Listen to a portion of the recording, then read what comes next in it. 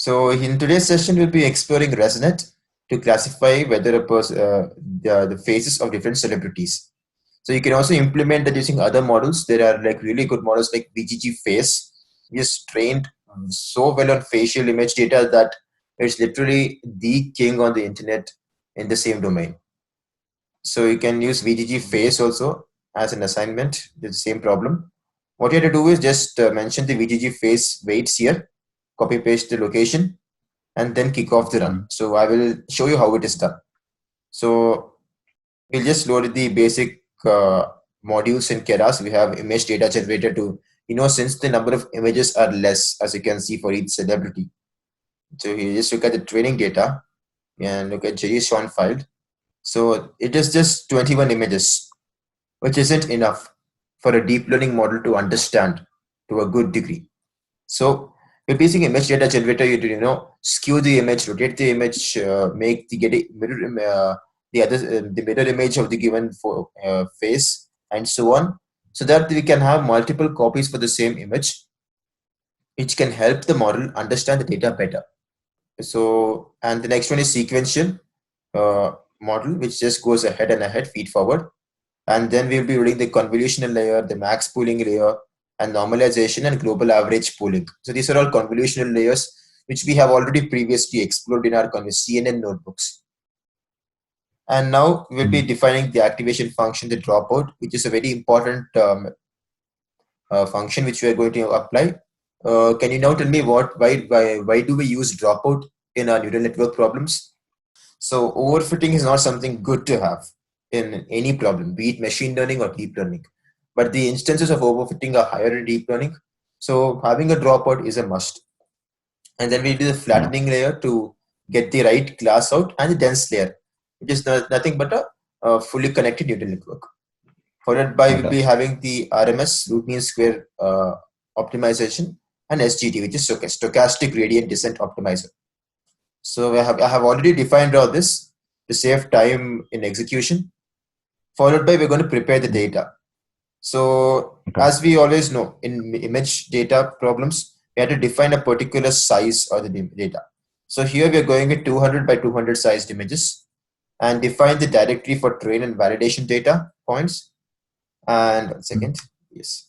So the number of train samples is 93, number of validation samples is 25, number of epochs is going to run for training is 50, batch size is 16, which means it takes 16 images at once to train upon itself, and the number of classes is 5. Number of classes is 5 because we have 5 different celebrities to be classified. Yeah, Ben Affleck, Elton John, Jerry Seinfeld, Madonna, and Mindy Kaling. So 5 of them. So followed by, this is one of the most interesting parts in the entire problem. So since I had previously mentioned, the problem in deep learning is that the number of images are less. So here we'll be augmenting the images. Basically, we'll be increasing the number of images we have by performing various transformations on the input data to help the neural network get a better idea of the images that we are using. So we have the image data generator function, which means we're going to descale it to this size between 1 and 255. That means zoom in, zoom out, zoom in, zoom out on the given image. And then we're going to rotate the image by 10 units each time. Like, for example, the given input image, which we let's take, for example, Madonna. We can say this image. Okay, it will be rotated by 10, 10, 10, 10, 10, 10, 10 till 360. That many times. And then we're going to shift the width, which means like basically shifting this entire face to this side, this side, this side, and this side. Similarly, we'll be shifting the height. And then we have done vertical flip false and horizontal flip true, which means basically, you know what a mirror image is, right? Mirror image out using horizontal flip is equal to true. So this way, for a given one image, we'll be having 100 or so images corresponding to that. So we can have a good amount of images for each celebrity. We'll be implementing the defining it for the test data also, and then generate the images for test and validation. So these are the number of images it has found. So 90 images for training data and 25 for testing. So from these 90 images, each image will be having around 100 transformations. So 90 into 100 becomes 9,000 images for training, and 25 will be using for testing. So now we'll be defining the input data, like how the images should be fed into the model. So this is the RGB. 3 means RGB. Image width is 200 and image height is 200. So this is just the image Keras image data format. So it varies according to version and version.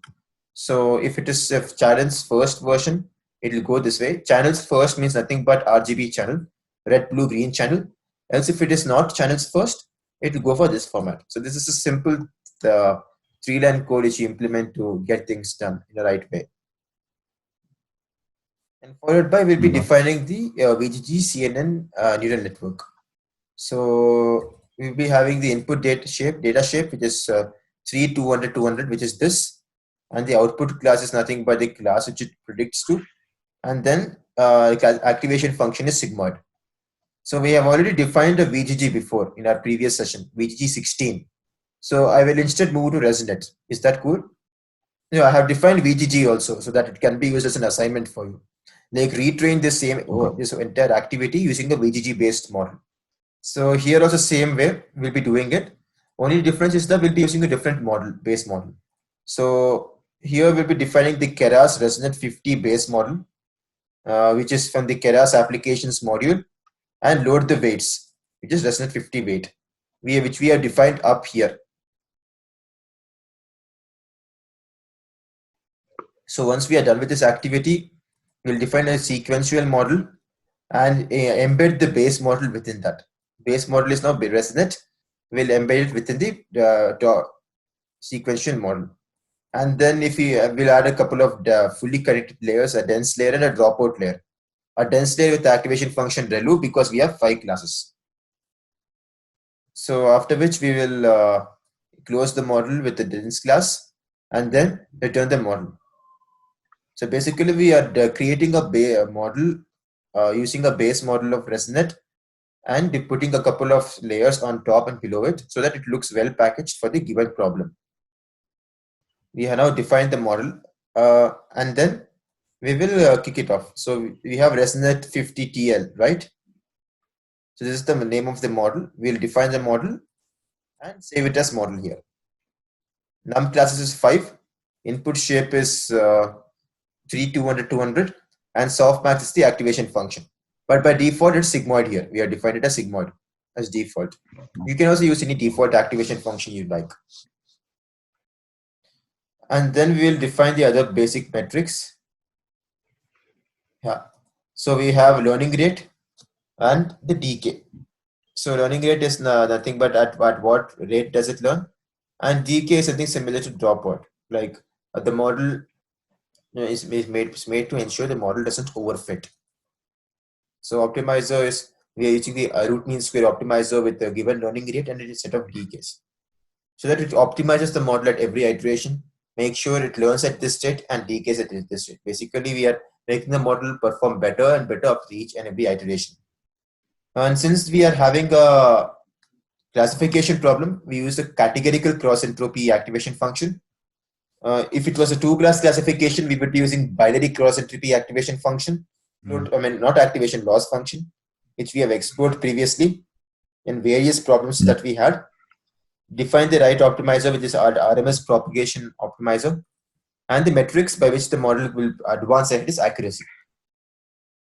So as we are talking, the model has been training. So you know this method, right? We fit the model upon the training data, and steps per epoch is the number of training samples, which is nothing but the batch size, which is 16. Number of epochs is 50. And then this is the validation data that we've had. And the number of steps in validation, which is 16, batch size. And it's been taking a good amount of time. So it is, each and every epoch is taking 6 minutes, 16 seconds. So I will just walk you through the results of the first part. So we have this. So we have accuracy as 20%, which is not good. And validation accuracy is 18.1875. But as you see here, right, from 20%, it has shot up to 31% here in the second epoch. Since this is going to take a significant amount of time, 6 into 50 is 300, which comes out to 3 hours for the model to complete the training, which is a really big time. So I think by the time 50 epochs ends, it will come to around 80-85% accuracy. I think that was the value I got when I had the run previously. So this is the resonant part. I will quickly take you to the next part, which how we monitor the training accuracy and loss. So first, we will get the loss and accuracy values from history. So we define this as history, right? So what history does it? It captures the model training performance. Like how is the accuracy going? How is the loss going according to each and every epoch? So that we can have a good idea when we plot the metrics later as to how the training and accuracy and loss went, and similarly for testing accuracy and loss. And getting the training accuracy and loss, similarly for validation accuracy and loss. So it will show you where it begins to flatten out at which epoch, and it's basically seeing the model performance, like how it is going, like how we use the confirmation matrix classification reports in our machine learning. So, and then if you feel that your given model is performing well, you can save it as a model name .h file. So it is normally a h5 file. You can also use a hdfi file, .hdf5. So this one also is good to go. Like how we had used pickle files, if you can recollect, in a machine learning assignments. So that way we cannot use pickle files in deep learning. It will cause a lot of problems. So it is better to use a h5 file or hdf5, as I said before, to save your models. So, and here we have the evaluation piece. So we'll be importing a bit of image and matplotlib, numpy and all for transformations, and then take a bunch of test images. We'll be testing with Ben Affleck's single image, and these are the labels from 0, 1, 2, 3, 4, because this was the previous order in which we had defined our classes. If you can see 0, 1, 2, 3, 4, and then iterating through all the images. Since we have just one image, it iterates through a single image and then loads the image, because we cannot just pass a path to the model, right? We have to pass an entire numpy array image for the model to look into and classify as to which actor it belongs to. And then as I said, numpy array image, we'll be converting the image into array using the keras image module, and then we'll be expanding the dimensions into a single axis, and then apply the 255 zoom shear, which we had done previously for all the images. Show you this one. Scale it to that level, and then pass x. X is now the numpy array image to the model. This is going to predict as to which class it belongs to, and since it is returns in a format of one hot encoding, so instead of returning a number between 0 to 4, which is nothing but 5 classes, it returns a string of vectors. Like you can see, I will just show you 1, 0, 0, 0, and then this is for class 0, and then 0, 1, 0, 0 for class 1, and so on. So this is how it's returned. But looking at the data like this as a normal human being, it will not make sense. So it is better to get into a proper representation of the class just to which it belongs to. So we have numpy squeeze method, which will squeeze the one hot encoding format into a 0, 1, 2, 3, 4 way, and then get the result. So here I'm also added an extra piece of code to read the image and then print the image with the celebrity's face and as to which celebrity he is. So we'll be using labels of index. So if we have labels of 1, it will be Ben Affleck, which is the correct answer. So it prints it out here in a plg.im show, and you have the image followed by its respective class. You have the trained model picked out, and load the model here again. Okay, we haven't loaded the model, but you can do that easily in model.load. You can just put from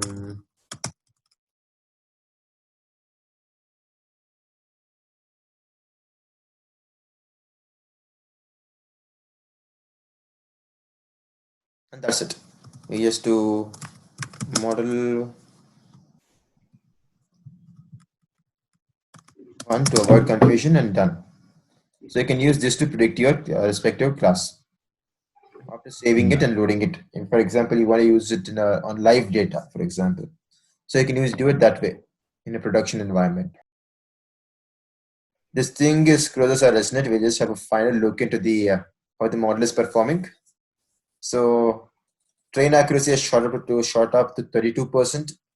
Validation accuracy has shot up to 22%. And one more thing you got as when you're dealing with deep learning, right? You got to download the weights here. So it's a 188 MB file, ResNet. There's the model, how it looks like, the ResNet deep learning model. So it's a pretty, as the name says, 50. It has 50 layers in the model. So this is how it looks like. We have VGG19, which is the model we'll be using in our final class. We have 34 layer plain model and 34 layer residual model. So this is how it goes. It's a convolutional model. So this is the model which we are using, not this. This one just goes up, but this one is, it takes a residue also and keeps iterating ahead. That way it can learn better about the input data. Yeah, I will attach this link. You got to download. Okay, I'll just repeat it. You have to download this model, save it in the same directory as the notebook you have. I'll just show it to you. This is a notebook that is running as of now. I have created a folder called Keras pre-trained models. I open it here, and here we have the ResNet models here. So this is the one I have downloaded, the ResNet with TensorFlow kernel H5 file, and with no top. So we will be loading the models from this and using it in our notebook. So when you're using pre-trained models, it's always important that you download the models and then use, because these models are not available. These model weights, to be more precise, aren't available in Keras applications. So keep in mind, if you have any issues in that, just let me know. I'll be happy to help you out. So where is it? 45% accuracy, not bad. So yeah, so this one closes our ResNet session.